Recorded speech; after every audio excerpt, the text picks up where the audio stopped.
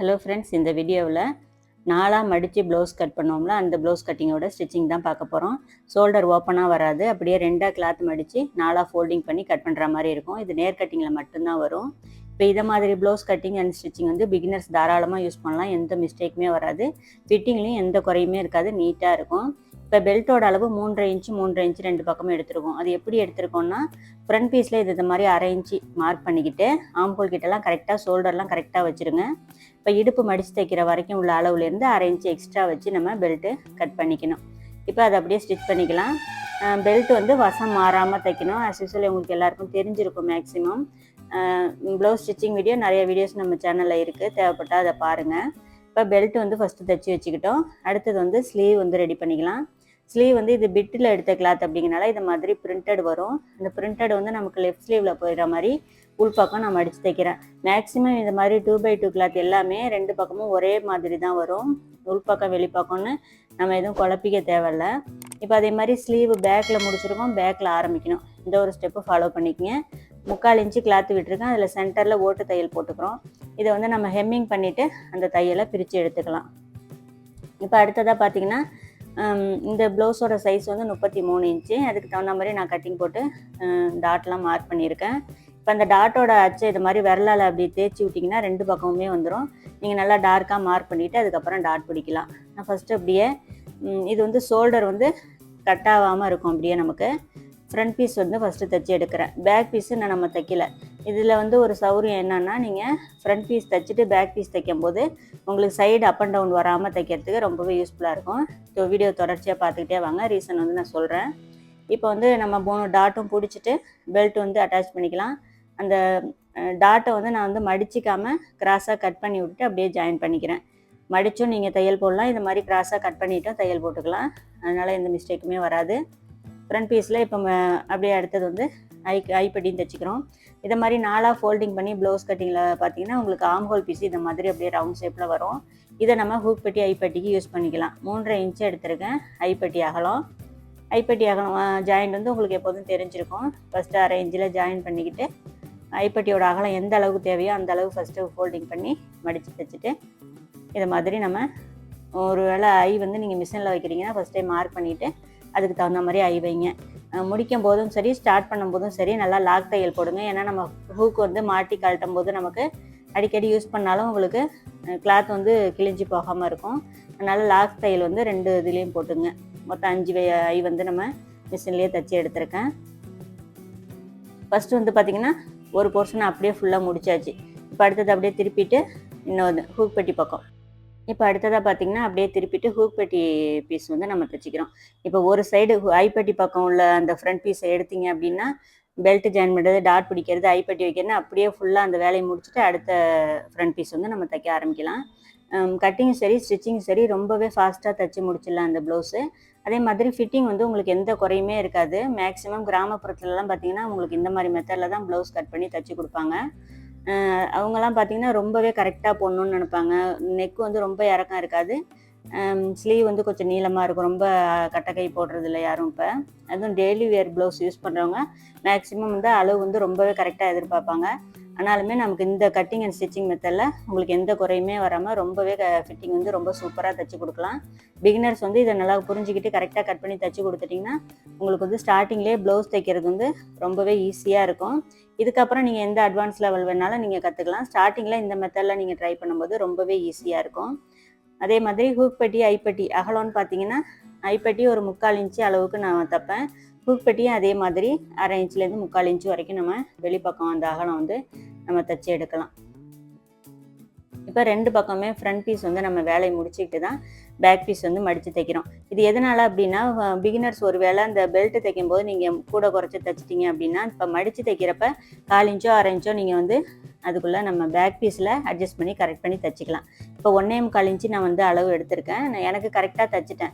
ஒருவேளை நீங்கள் தைக்கும் போது அதில் மிஸ்டேக் வந்துச்சுன்னா இப்போ மடித்து தைக்கிறத ஒரு 1/4 இன்ச்சு குறைச்சலாவோ, அதாவது ஃப்ரண்ட் பீஸுக்கு தகுந்த மாதிரி நீங்கள் அட்ஜஸ்ட் பண்ணி பேக் பீஸ் வந்து நீங்கள் கரெக்டான அளவில் மடித்து தைச்சிக்கலாம்.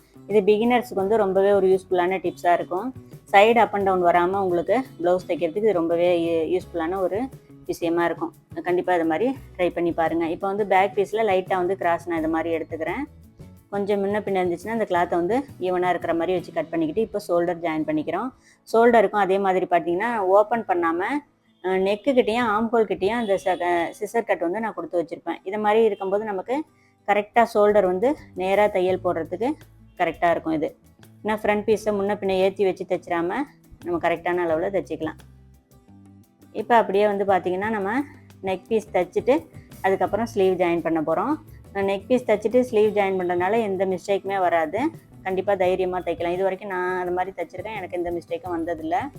இப்போ அடுத்ததாக பார்த்திங்கன்னா அந்த நெக் பீஸ்லேயே தான் நம்ம கிராஸ் பீஸ் கொடுத்து நெக் வந்து ஃபினிஷிங் பண்ண போகிறோம். 1 இன்ச்சு அகலம் இருக்கிற மாதிரி கிராஸ் பீஸ் கட் பண்ணி ஜாயின் பண்ணி வச்சுட்டேன்.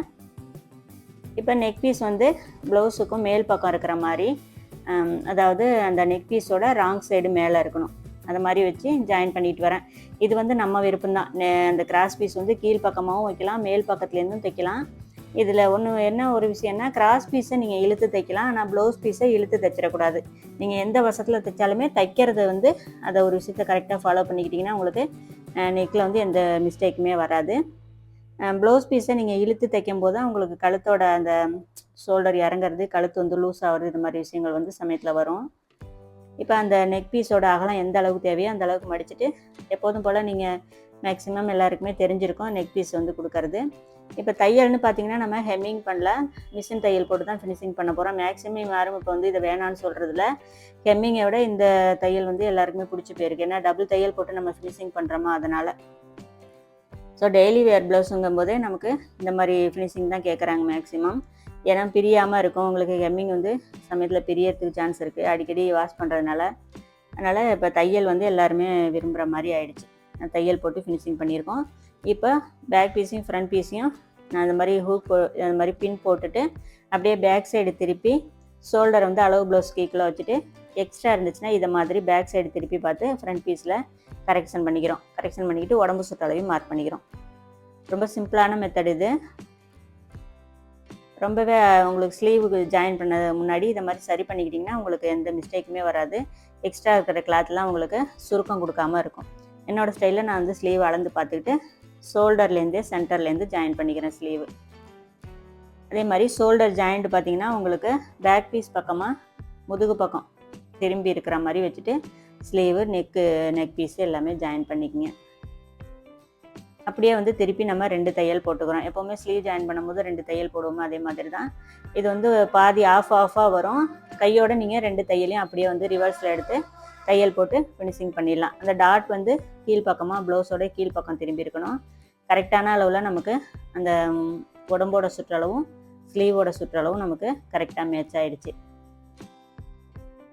ஷோல்டர் சென்டரில் ஆரம்பித்தோம், சென்டர்லேயே வந்து 2 தையல் போட்டு ஃபினிஷிங் பண்ணிக்கலாம். ஸ்லீவ் பார்த்திங்கன்னா எங்கேயுமே உங்களுக்கு சுருக்காக இருக்காது. அதே மாதிரி சைடு வந்து தைச்சதுக்கப்புறம் அப் அண்ட் டவுன் வரவே வராது. இப்போ நம்ம வந்து இடுப்போட சுற்றளவுன்னு பார்த்தீங்கன்னா இந்த ப்ளவுஸுக்கு 29.25, அதுக்கு தகுந்த மாதிரி ஹூக் பட்டி பக்கம் சேர்த்து 6.5 இன்ச்சு, ஐப்பட்டி பக்கம் அளக்கும்போது ஐப்பட்டியை விட்டுட்டு அளக்கணும். முன்கை சுற்றளவு 5 இன்ச்சு. இப்போ இதை மாதிரி வச்சுட்டு நம்ம சைடு ஜாயின் பண்ணிவிட்டு எக்ஸ்ட்ரா தையல் எத்தனை வேணுமோ அத்தனை போட்டுட்டு சைடு ஜாயின் பண்ணிக்கிறோம். இந்த மாதிரி ஜாயின் பண்ணுங்கள். உங்களுக்கு தையலும் வந்து நேராக வரும், சைடு அப் அண்ட் டவுனும் வராது. ரொம்பவே ஃபினிஷிங் வந்து ரொம்ப சூப்பராக வரும். அப்புறம் இந்த வீடியோ பார்க்குறவங்க இந்த வீடியோ உங்களுக்கு ரொம்ப யூஸ்ஃபுல்லாக இருக்குன்னு நினச்சிங்கன்னா வீடியோக்கு ஒரு லைக்கும் மறக்காமல் நம்ம சேனலை சப்ஸ்கிரைப்பும் பண்ணி சப்போர்ட் பண்ணுங்கள். இப்போ அவ்வளோதான். நமக்கு இந்த ஆம்ஹோல் ஜாயிண்ட்லாம் பார்த்திங்கன்னா ரொம்ப அக்யூரேட்டாக கரெக்டாக வந்து ஜாயிண்ட் ஆகிருக்கும். எந்த அப் அண்ட் டவுனுமே வராது. என்னோடய ப்ளவுஸ் ஸ்டிச்சிங் வந்து என்னோடய ஸ்டைலில் பார்த்திங்கன்னா நான் வந்து 2 சைடுமே ஜாயின் பண்ணும்போது ஃப்ரண்ட் பீஸ் வந்து எனக்கு பார்த்தா மாதிரி எனக்கு மேலே தெரிகிற மாதிரி வச்சுட்டு தான் நான் ஜாயின் பண்ணுவேன். எனக்கு அதுதான் கரெக்டாக வர மாதிரி இருக்கும். எப்போதும் போல் 3 தையல் போட்டு ஃபினிஷிங் பண்ணுவேன். அதே மாதிரி இந்த ப்ளவுஸ்லையும் ஃபினிஷிங் பண்ணிக்கிட்டேன். தச்சு முடிச்சதுக்கப்புறம் ஒரு தடவை நம்மளோட இந்த ப்ளவுஸில் உள்ள உடம்பு சுற்றளவு எல்லாமே நம்ம உடம்பு அளவுகள் எல்லாம் கரெக்டாக இருக்கான்னு செக் பண்ணி பார்த்துங்க.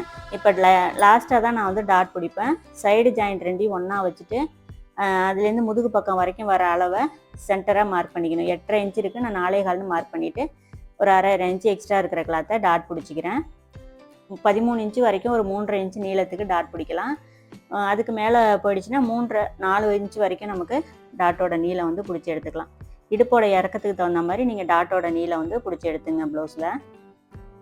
இப்போ ஐ நேராக நம்ம ஹூக் கட்டுற இடத்துல மார்க் பண்ணிக்கிட்டேன். இப்போ இந்த ப்ளவுஸ் வந்து ஃபுல்லாகவே ஃபினிஷிங் பண்ணியாச்சு. நாலாக மடித்து கட் பண்ண ப்ளவுஸு ஃபினிஷிங் வந்து ரொம்பவே நீட்டாக இருக்கும். அதே மாதிரி ஃபிட்டிங்கும் வந்து எந்த மிஸ்டேக்குமே வராது. ரொம்பவே பிடிக்கும் கஸ்டமருக்கு இது. கண்டிப்பாக ட்ரை பண்ணுங்கள். கண்டிப்பாக இந்த வீடியோ உங்களுக்கு யூஸ்ஃபுல்லாக இருக்கும்னு நினைக்கிறேன். இதே மாதிரி நெக்ஸ்ட் வீடியோவில் பார்க்கலாம். Bye friends.